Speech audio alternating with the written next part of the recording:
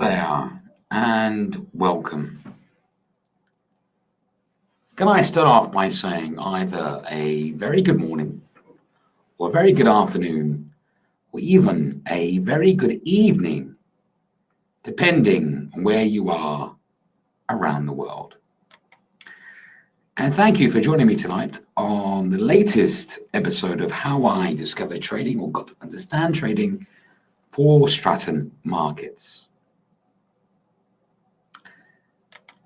Tonight's episode for Stratton Markets is called How I Got to Understand What Type of Trader I Am. Written by myself, of course, which is James Trescothick, and I'm the Chief Trading Educator / Head of Investment Research here at Stratton Markets. Now, before we get on to an introduction on myself, and obviously tonight's agenda, I will be discussing online trading and CFD trading. And like with all types of investments, it does indeed carry a great deal of risk. So I do suggest you do your own research and your own due diligence and know the risks at hand before entering any trade. With that out of the way, I have changed my picture. This is me. I'll change it to a more black and white, sultry picture. Maybe not the best choice, but hey, I got bored, so I wanted to change my picture. Like I said, my name is James Trescothick, and I'm the Chief Trading Educator / Head of Investment Research here at Stratton Markets. I have over 20 years experience in the financial service industry. I actually started off as a mortgage broker when I was a mere age of 18 years of age. Yeah, that sort of makes sense, I guess. I'm now 40. And before that, when I was a mortgage broker, I went into pensions and then into investments before getting into online trading. I've traded myself. I've done portfolio management, and obviously became a bit of an educator on the part-time side of things. I'm indeed a published writer. I have been published in several leading industry publications, and not so much actually industry publications, those are newspapers which aren't financially based. Places I've been published in includes the likes of Financial Times Advisor, the Market Watch, which is a Wall Street Journal, City AM, several trading magazines, just to name a few. I'm an avid market commentator. I'm very passionate about the market, extremely passionate. I am overall really, I guess I say, more of an analyst. So I do like discussing the markets. As well as that, I'm a well-known public speaker, and I've spoken at several industry events around the world. And some say, my old joke always says, I do like the sound of my own voice occasionally. Now, tonight's agenda, really I'll be discussing the different, the main different trading styles, and what we need to take into account when we're trying to find our own path, our own way. So I will first of all discuss the different trading sessions, because I think, in my personal opinion, that plays a massive part in deciding what type of trader you are. The reason why I say that is, not just because of volatility, because some sessions are a bit more volatile than others, but there's always volatility there to be out there. But at the same time, if you can understand the different trading sessions, you can also sort of find out what sort of trading session maybe fits your needs. Because unlike myself, like I said, I'm in this industry. This is what I do for a living. Other individuals out there, they more than likely will have full-time jobs doing whatever they do, and it's no point you trying to fit in your general day-to-day living into whatever. So you might need to find, actually, this session suits me best because this is where I have the most spare time to do my analysis, whatever. And understanding now, I think that can help actually help you. So we'll be discussing the different trading sessions, and then I'll discuss the main unique trading styles. Then I'll go over the pros and cons of these different trading styles. Again, for you, it's not for me to tell you I'm not here to tell you. I'm here to tell you what to think about. Then for you to take on board maybe what fits in my trading style, my psychology, my needs. Then I'll discuss obviously the last remaining educational event for the month of March. And I'll do my usual question and answer session. So let's start off with the trading sessions. And when I talk about trading sessions, I usually talk about Forex. I do my little segments on stocks. But with stocks, as we know, depending what exchange they're traded upon, they have certain periods of time they're available or not. Doesn't mean you don't trade these, but there's a limit to you for, because they're only traded between certain times, they limit you to certain opportunities. So I talk often about Forex because A, that's my background. But at the same time, because of the trading sessions, because they're really 24 hours a day, it does sort of open you up to more opportunities out there. Because realistically, it's 24 hours, the Forex industry I'm talking about, is 24 hours a day, Monday to Friday. It opens about 7 a.m. Sydney time and closes at 5 p.m. New York time on a Friday. And like I say, because of this, it does sort of give you a lot more sort of ways of paying attention to what's going on, because again, it's 24 hours, 5 days a week, so it can fit in to your day-to-day life. Stocks, depending if they're traded on New York or London, etc., or even Singapore, can limit you. I'm not saying that you don't look at stocks, because of course the whole point of having a portfolio is that you have lots of different avenues and opportunities. It's just that Forex does present you a little bit more flexibility. And talking about this Forex, as it's 24 hours a day, Monday to Friday, it's really split into 3 different sessions, again, which makes sense because we're not awake 24 hours a day. So let me actually put the camera on now so you can see me. Hello. Anyway, yeah. So, as I was saying, it's 24 hours a day, free trading sessions. So let's break down the free trading sessions. Now, the first session in play, which starts on a Monday, okay, is the Asian session, which is mainly like Sydney and Tokyo. It starts around 7 a.m. Sydney time and closes about 6 p.m. Tokyo time, which is GMT, winter time, 10 p.m. to 10 a.m. GMT. Now, in terms of volumes, volatility is the smallest session out of the main 3. Now, the main countries involved in this session, of course, is Sydney. It starts it all. Tokyo, Japan, of course, and Singapore. So, with that in mind, it sort of makes sense that the main currencies, which are the most liquid, as in the most active, even though the euro, the sterling, etc., is still extremely active, the main currencies which come under focus during this time is, of course, the Australian dollar, New Zealand dollar, and the Japanese yen. Makes sense because those are the countries which are awake and trading them around this time.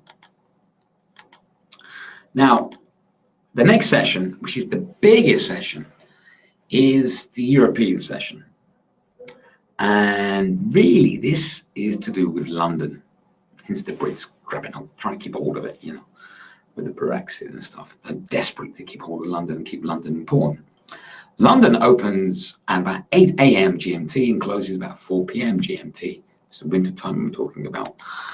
It's the biggest trading session, and it makes up nearly 50% of the total trading volumes and is extremely liquid. Now, obviously, the cities involved mainly during this time is, of course, London. I mentioned that was a giveaway. Paris, Frankfurt, and Zurich. So the most traded currencies during this period of time is the sterling, the euro, and the Swiss franc. And like I say, this can be extremely volatile because this is by all means the biggest session out of the three. Then it switches to the North American session, which is basically New York. And this opens at 8 a.m. and closes at 5 p.m. That's New York time, which is 1 p.m. to 10 p.m. GMT. This again, I'm talking about winter time. So just having a sip of my coffee. It is the second biggest trading session out of the three in terms of volumes. So again, it's extremely liquid. Now, the cities involved in this is like the likes of Chicago, New York, and Toronto. And the currencies which are under focus a lot during this time are the likes of the USD and the Canadian dollar, or the crosses of the dollar and the Canadian dollar. Now, here's the thing about this session. When it opens, it crosses over with the European session, which means it has the potential to be very volatile, because you have the two biggest sessions sort of crossing over. You have Europe and you have the US crossing over for a short period of time. So you have the two main players all in the game at the same time, potentially causing a lot of volatility. However, once Europe shuts down, has its cup of tea, or has its tea time, or has its break, the volatility and the liquidity drops off a little bit.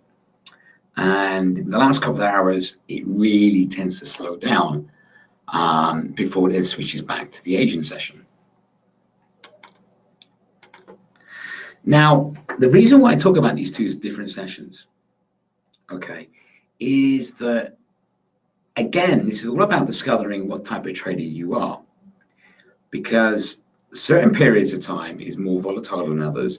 Volatility, the action and the risk of volatility may suit you. You may be more risk appetite, or you may be more conservative, more I want to hold back and protect myself, and less risk appetite. So, you know, it depends. Again, at the same time, we talk about these sessions to work around your day-to-day living, your life, what you tend to do. Because if we have a look at the average sort of pip movement, for example, okay, these are the majors. We got the euro dollar, the British pound dollar, the cable, the dollar yen, the Australian dollar, USD, the Kiwi, the US dollar CAD, the loonie, and of course we have the dollar Swiss, the Swissy. Now, as you can see, let me get my little pen here. There's a point of pen. So we have the New York session, Tokyo session, London's session, and you can see the sort of average pip movement per trading session varies between the sessions. So you look at the euro dollar, New York, volatile 92, Tokyo, not so volatile, 76, 114 for London, 99 for the cable, New York, 92 for Tokyo, not so bad there, because obviously, then you have 127 for London. The yen, 59, 51 for Tokyo, and 66 for London. So again, it sort of tends to be volatile. So depending on your attitude to risk, this is a useful thing to know, because depending on what strategy and your trading style you end up developing can actually fit around the sessions you may want to trade or not. So again, this is understanding that some periods are more volatile, has more action, and at the same time more danger and more possibility may not suit the type of individual you are, or at the same time fit around your day-to-day responsibilities and your lifestyle. Now, again, and I say this a lot, when you're developing a trading strategy or trading style, you need to think what is unique to your personality and to your day-to-day life. And there are several unique trading styles which is talked about. And again, it's all about fitting into the type of person you are and things of that nature. So let's have a look at some of the, you probably already know this anyway, but let's go over these again.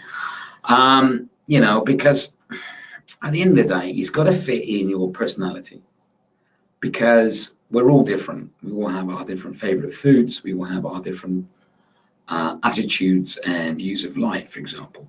So, and at the same time, as I mentioned previously, it's got to fit in with whether or not you are a risk taker or maybe you're risk adverse. So again, it's got to fit your unique personalities. You know, because there is different emotions with drivers. Some are driven more by fear, some are more driven by excitement, some are more driven by future development, some are more driven by I want it now type thing. So again, it's dependent on you and also what your overall goal in trading actually is. I mean, if I go back to that,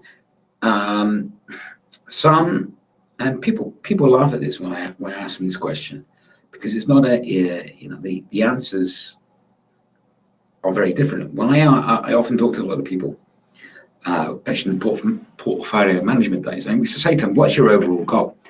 And if they're absolutely honest with themselves, some clearly want to build up a point of income to help with their main point of income. Some are retired and just want to go, look, I just want to learn a different thing so I can earn some additional income. Some want to get rich quick.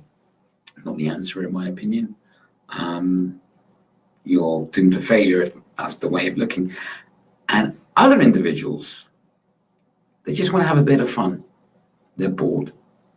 So they just want to have a bit of fun on the side. And this is, again, it all depends on what you're looking to do. The answer I look for, just personally, not advice, is I like to hear somebody goes, well, I want to build up a portfolio and additional income because I know then they have patience and they have the, again, the potential to maybe learn and develop as a trader.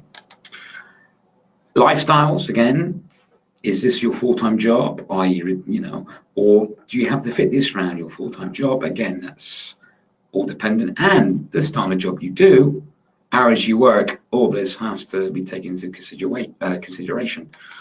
And there is no point trying to force a trading style that doesn't fit into your life or your character. This is why, for example, the episodes I do, or what I do with my educational stuff, is I'm not here to give you the secret answer, the holy grail, because it might not fit. My trading style or how I developed as a trader may not fit with you. So you may need to listen to yourself and understand that. Anybody says, let me give you the secret answer, in my opinion, shouldn't be an educator, because that's not how it works. And at the same time, it's honesty on our own true feelings. We have to identify who we are as an individual, and at the same time, what our strengths and weaknesses are. And we have to come to terms with that. So let's go through the main sort of different trading styles there is out there. There's a few more, but for the point of this episode, let's keep through just the basics, and I'll go through one by one, so helping you to try and work out what type of trader you may be. There's day trading, scalping, swing trading. It's called swing trading, there's nothing wrong with that. Position trading, etc. So there's the main different trading styles. Okay, so let's break them down, what that means. A position trader, they're long-term traders. They have an overall opinion of where an asset may go. Okay, they tend to look at longer time frames on their charts, and they could hold their positions for maybe months, even up to years. Okay, so they have the overall big picture, and they're adamant about the direction of where an asset may go. Then you have swing trading. These are more short-term to medium-term. They hold their positions from days to weeks. Again, they have an overall opinion, but not as strong as, say, a position trader.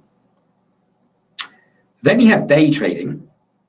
These individuals are indeed very short-term. They only will hold their position for a day only. They do not hold their positions overnight. So basically, they close it by the end of the day once they're happy with whatever their trade has done, and they close it no matter what. Maybe to avoid swap payments or to avoid overall or unseen events in the market, which they may not see while they're sleeping. So you have day traders, a very short term. Then you have scalp trading, a very short term. And these individuals hold their trades seconds to minutes with no overnight positions whatsoever. So let's break these types of trading down. So let's start with day trading. Day traders does exactly what it says in the name. They hold the trade for the day. They're just trading for a day. They hold no overnight positions, so they basically hold it while they're awake. Day traders, in their day-to-day lives, though, they have enough time to analyze the markets for the day, and they're in a position to monitor their positions, to keep an eye on it. Now, the key factors of a day trader are as follows. Day trading could be for you if you're disciplined enough to close the trade by the end of the day. What I mean by that, when you have the position open, you already have a set target. But at the same time, you have a set maximum you're going to lose. And no matter what, where it's near, you then can decide whether or not, or decide definitely you're going to close that trade by the end of the day. So you need very, discipline, or be extremely disciplined to do this method. Plus, you have enough time in the day to analyze the markets, read the financial calendar, take into account what financial events are coming out, what the story on the market is talking about, understand what the key support and resistance levels are, the news breaking, be it political, geopolitical, and the market sentiment. Is the market bearish or bullish? Day trading might not be for you if you do not have time to complete the analysis of the markets and watch your positions.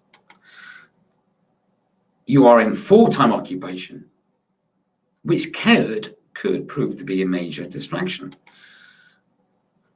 If I go back to that, I'm finished. So, like I say, if you're in that sort of like a heavy-duty, high-pressure job, day trading might not be for you at all because you might not have the time to do what you want to do. However, what I will say is this. If you have a trading plan, trading journal, and trading strategy, you can still make it work. Because although, like I say, day traders watch their positions throughout the day. If you go into the market on that day with a set take profit and a set stop loss, you can set those parameters in and you don't have to watch that position. The point of being with a day trader is you need the time to do the analysis, understand the story, understand what news events are coming out, and like I say, have the position to be able to walk away by the end of the day. That's the key thing with becoming a day trader. There's scalping as well.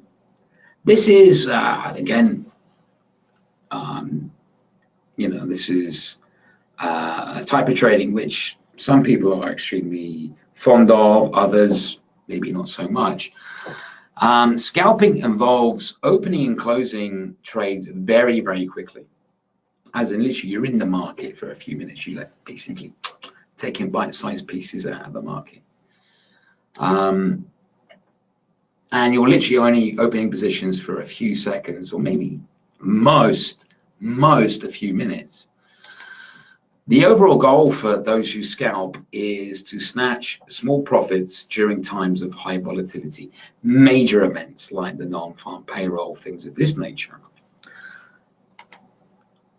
This really does, this technique needs the trader to be extremely focused, unemotional, and quick thinking. And here's the thing, not all brokers allow scalping because it's not necessarily a healthy way of trading. Stratton markets, for example, we don't allow scalping. So again, it's not always a strategy which best suits individual needs, but again, it depends on that. Here's the pros and cons again of scalping. Scalping could be for you if you enjoy the excitement of fast trading. So you like the thrill of it. Okay, you like the adrenaline. You are totally obsessed looking at charts. So you're constantly looking at chart patterns, support, resistance, and ready to adapt to when it changes. You are impatient and you have fast reactions, and you're not married to your position. In other words, you are not transfixed on a set direction. You're ready to change if the market changes. And you're really willing to take that hit or that profit with a drop of a knife. Scalping may not be for you if you are emotional and easily stressed. If you cannot commit hours and focus attention on your charts, so you're not a chart person, and you prefer higher profits and not small number of trades, because don't forget, scalping, you're in for a few seconds, so at least you're taking bite-sized pieces out of the market. And at the same time, bite-sized losses, so you're not getting the big profits every time in your position. You're taking these little bite-sized pieces out of it with the idea that the number of trades you do builds it up. But again, depends on that and your personality. And you sort of look at the overall picture of the market, but not really. You're looking at the emotions of the traders. Swing trading. Again, this is like short to medium term with swing trading. Swing trading requires the trader to hold positions, this time unlike a day trader, for several days, maybe sometimes even weeks at a time. Swing traders need to be able to identify shifts, easy for me to say, in direction with a medium-term trend. So this is where people tend to use trend lines, maybe channel lines, and look for retracements, change in direction. Plus, they only really enter the market when they believe the trade has a higher probability of being successful. So they're not emotional like scalpers. They are more analytical. They take their time.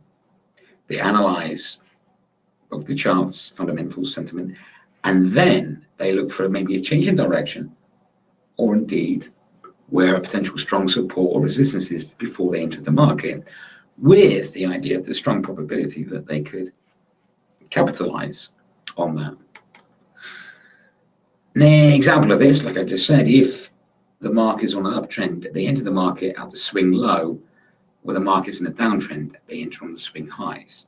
So if it's between two levels, they enter the resistance, close at the support, and buy at the support. So they swing between the two levels. So a swing trader is far more calculating, patient, etc. Now, here's the thing, because they hold their positions for days, maybe even weeks, swing trading positions are, they do require, because you're in the market for longer, larger stop losses. So again, this also fits into what your account balance is as well. Now, swing trading could be for you if you're comfortable to hold positions in the market for several days. You are able to only open a few positions with a set stop loss and take profits. Again, you're going in with the market with an overall plan. Again, not emotional, more calculating. And you have a strong risk management program, and your account balance can fit the needs of the stronger or larger stop losses. And you're patient and you're calm. You're not emotional. It's not for you if you enjoy the excitement of the fast-moving markets. It's still exciting. The markets are exciting non-stop, but you Don't change your plan or avoid the market news if suddenly you see something happening within milliseconds. You're a little bit more patient with it. Like I said, you're a patient. Keep beating my own line, my own bullet points. And you can remain calm when you have a position in the market. You know, you're not reacting emotionally. And like I say, like day trading, but even more so than day trading, you can spend the time, you have the time on your hands to analyze the market every day, every week, and have an understanding on what is going on and what is happening. And finally, position trading. Position trading is even longer than swing trading. And these individuals, they hold the positions for a very long period of time, months, maybe even years. These individuals are extremely patient and they have a complete understanding of the fundamental analysis. Excuse me. sorry about that. Coffee, sorry. These individuals have a complete understanding of fundamental analysis, and they have a true belief of the intrinsic value of an asset. As they keep their positions open for a long period of time, they also need very, very large stop losses. Because they have to be patient and they're in the market for a long time, they're focused overall on the end game and are willing or comfortable with allowing their positions to be in a negative for maybe a very long period of time because they completely believe something's going to happen. I'll go back to this. And these individuals at the same time, because they have an overall picture, they're extremely stubborn. They have an idea of what a value of something is, and nothing shakes their opinion. Market noise does not get in the way. They have their belief and they stick to it. So they don't sway by opinions of others or what the market's saying. They've got their overall opinion, overall overview of something, and that's what they believe in. So they're not easily pressured or emotionally moved to do something, whether or not. So position trading could be for you if, like I say, you have your own mind and ignore other people's opinions. You have great understanding of fundamentals. You can remain calm no matter what your position is doing, if it's in the negative for a very long period of time, and you're extremely patient and you're focused on the end game. Position trading may not be for you if you cannot block out other people's opinions on market noise. If market noise is coming at you, you can keep hearing it. You can't block it out. You're not a believer in fundamental analysis. You're impatient, and importantly, you do not have enough capital in your account. Okay, financially, it's got to support what you have in your account and your means to be able to do that. And you're emotional and you can panic easily when your position is in a negative.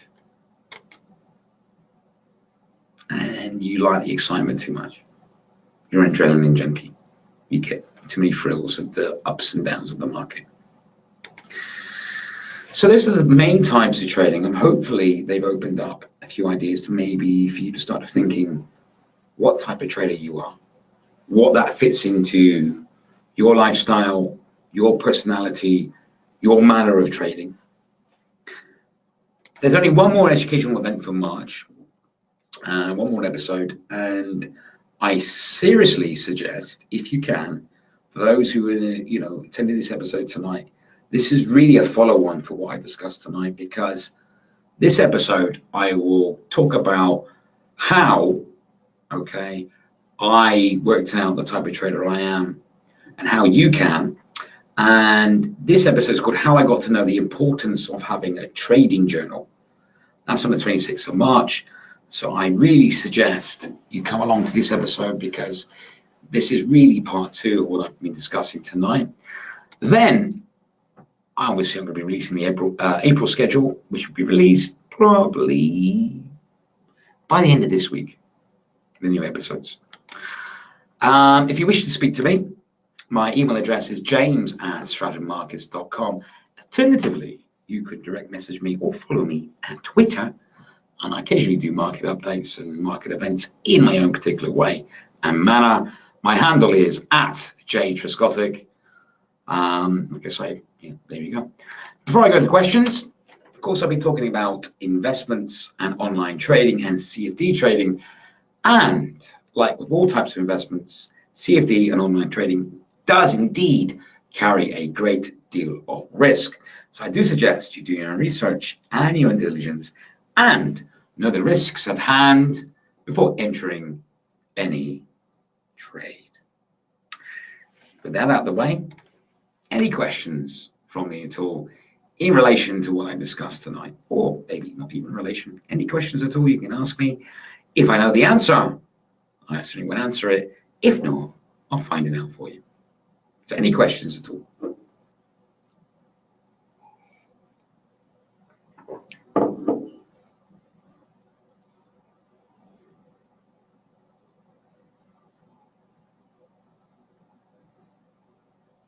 Oh, Colin, good to see you, my friend. Ah, brilliant. Thank you, Colin. That's a lovely comment. Very able to thank you, James. Thank you, Colin. Thank you very much. Glad you found it interesting and informative. Thank you. And I hope it actually helps with your own trading development. I really do. Thank you. Very nice comment. Thank you, Colin. You know I get lonely, so thank you for that. Any other questions or anything else anybody else would like to ask me at all?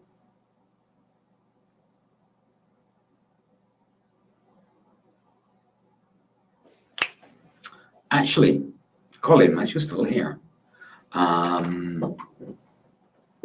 first of all, I apologize, actually, because I'm extremely busy, but I do remember, I think you sent me an email, didn't you, in reference to timeframes on my charts, because a lot of that, you came to another episode, which was brilliant.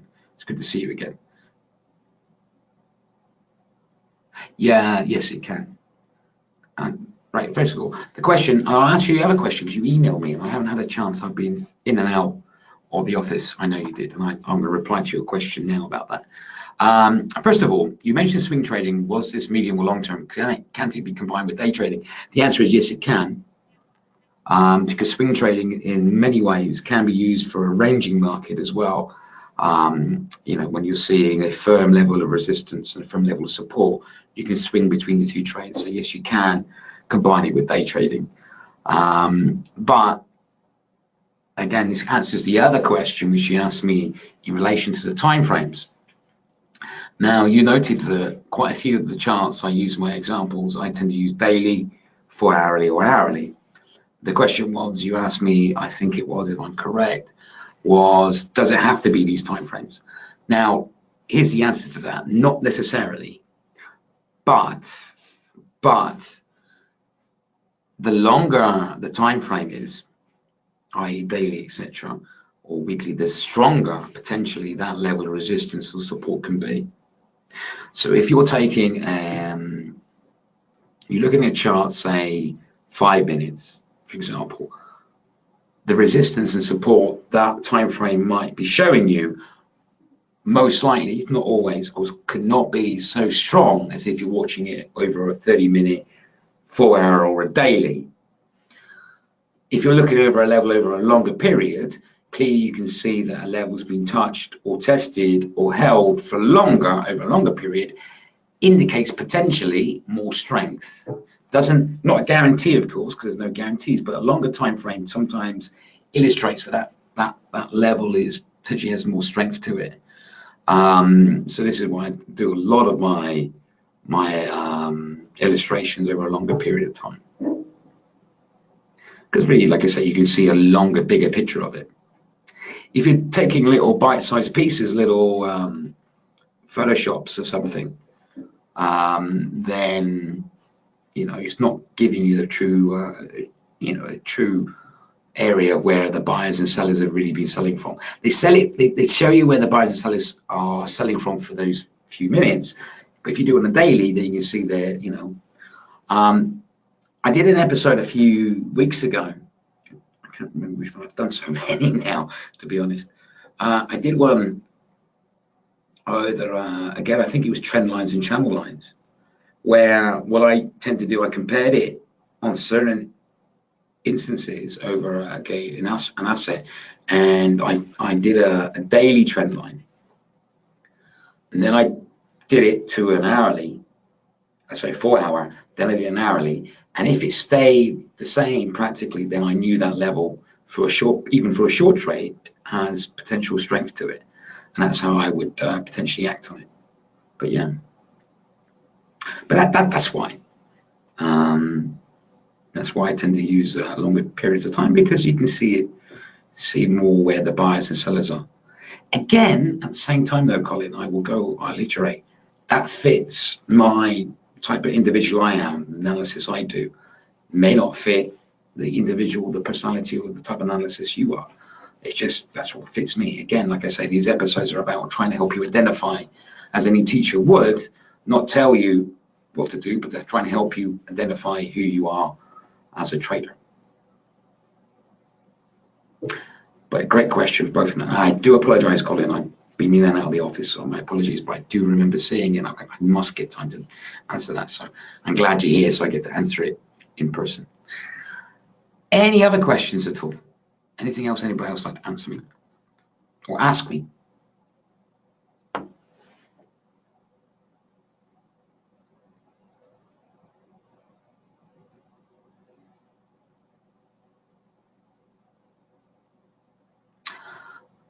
Okay, here's a question for you fine people then. Is there any future topics? I've done about, I think, nearly 30 odd now, 40 odd, since I started this series. Is there any topic or subject? Please give me the idea so I can go and write it. Anybody would like me to cover in the future? Anything in particular, any area? A case study, maybe. Maybe someone wants me to do a case study. I've done free case study episodes. I did one on gold, one which gold, that was the first asset I ever traded, so I know gold. Well, I know gold, but I've got a special relationship with gold because it was the first thing I ever myself trading got involved in. It's an interesting story. When I first got in it, gold was trading around about $674 an ounce. Way back. I actually remember the day when it broke 1,000. That was August 2008. I was in the Philippines Stock Exchange at the time when it did that. So yeah, I did a case study on gold. I'm digressing. The case study on gold. I did a case study on WTI and Brent. I've done one on the euro dollar and the euro sterling, I think it was. If you want me to do one on maybe the cable, dollar yen, or stocks, I've done several episodes on stocks, the breakdown of stocks, or there's anything in particular. Hedging strategies, for example, I do believe in hedging a lot, protecting yourself. I'm a very risk management type of individual. Is there any episodes like that you'd like me to do in the future? Let me know. I'll be more than happy to do that. Put the time aside to do that.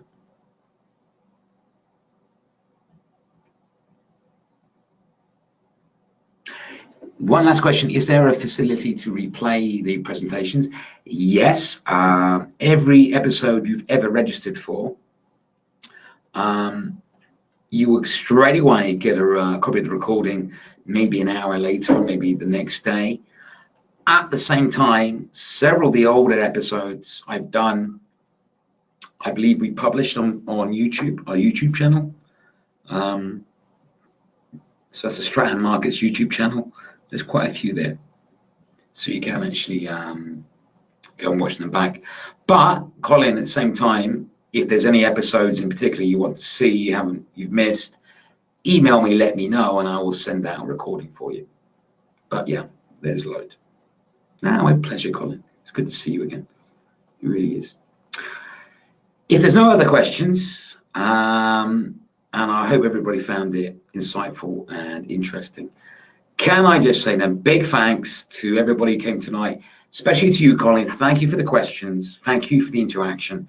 It does get quite lonely, so I do like people to interact. So thank you very much for that. On that note, can I just say to everybody involved, or everybody came tonight, thank you so much for joining tonight. And depending on where you are around the world, can I wish you either a good morning or good afternoon or good evening, again, depending where you are around the world. I need to work on my ending line. Look forward to seeing you all next week. Till next time, every single one of you, trade safe.